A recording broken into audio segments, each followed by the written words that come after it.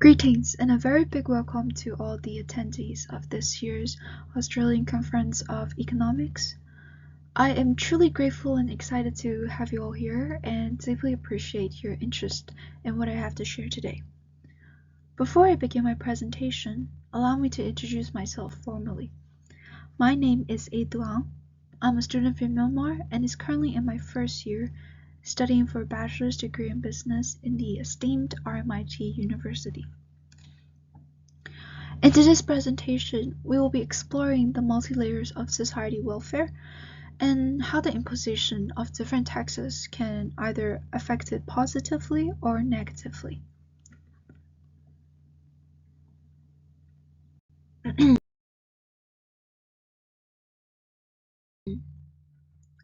Our exploration will begin with the effect of consumption taxes on consumer and producer welfare. This will be illustrated through a very simple supply and demand curve. Here you can see the vertical line represents the price and the horizontal line represents quantity. Now we will draw the demand and supply curve. The point where supply and demand intersects is also known as the equilibrium point, and this is where the market is most efficient, as both producer and consumer surplus is maximized at this point.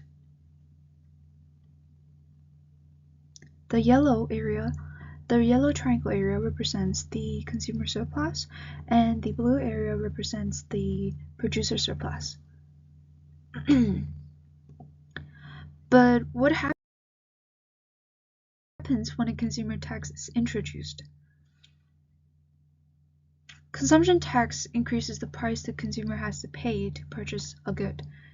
As a result, their purchasing power will decrease, causing the demand curve to shift to the left by the amount of tax.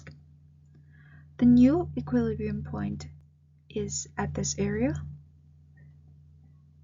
This is what the sellers receive, and this is what the consumers have to pay. Notice that consumers are paying more despite receiving less, and that the producers are also receiving lesser compared to their original price at P0. As a result, both consumer surplus and producer surplus decreases.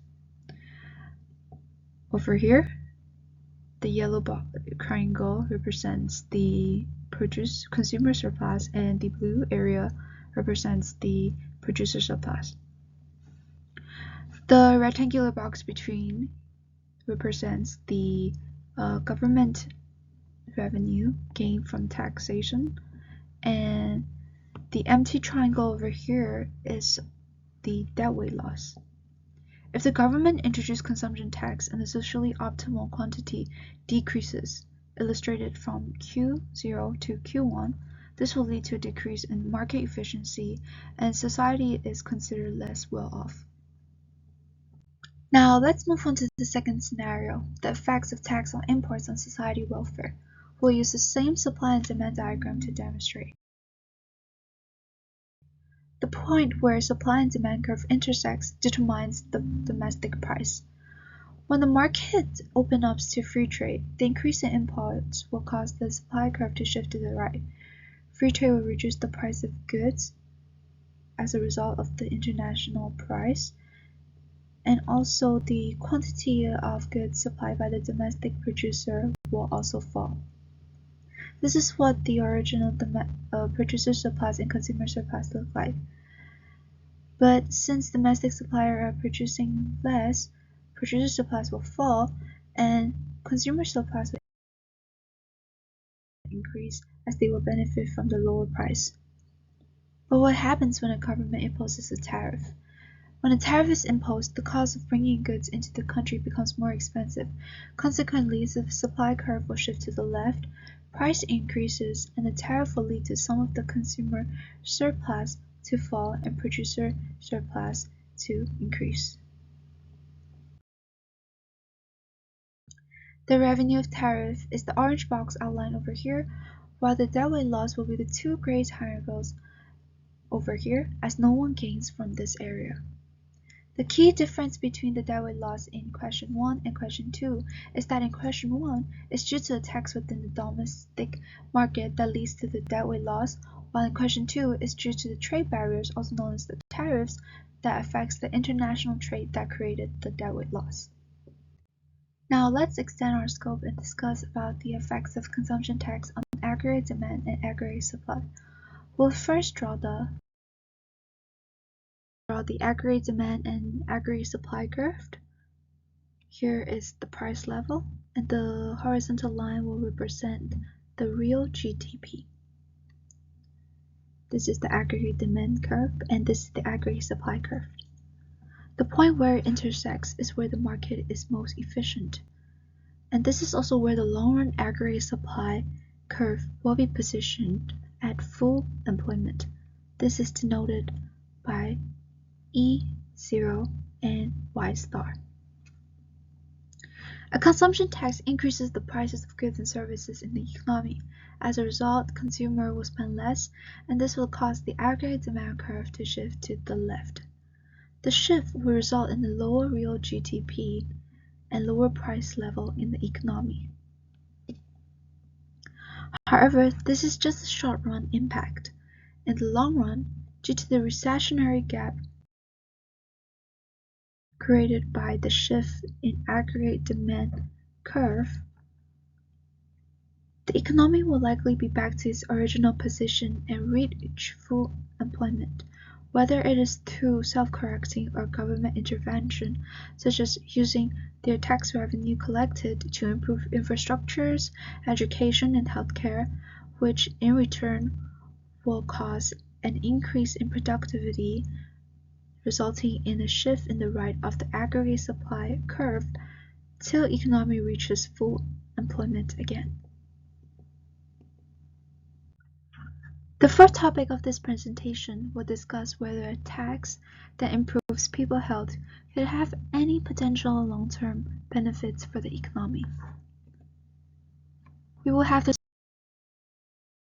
same aggregate supply and aggregate demand curve. When people are healthier, they can be more productive, and this may lead to an increase in income and, as a result, consumption. Therefore, the aggregate demand curve is likely to shift to the right, which results in a higher GDP and also higher price. In addition, healthier individuals are also more likely to participate in the workforce, and this can lead to an increase in the labor supply curve and shift the aggregate supply curve to the right, increasing potential output, and this may also ease inflationary pressures. The long-run aggregate supply curve will also shift to the right as a result. We are reaching the very end of our presentation. The last section talks about how we can use an empirical econometric model to assess the health and economic consequences of a fact tax. The main variables involved would be the fact tax, health outcomes, and economic growth. We can state that the fact tax will have a direct effect on health outcomes and an indirect effect on economic growth through its impact on health.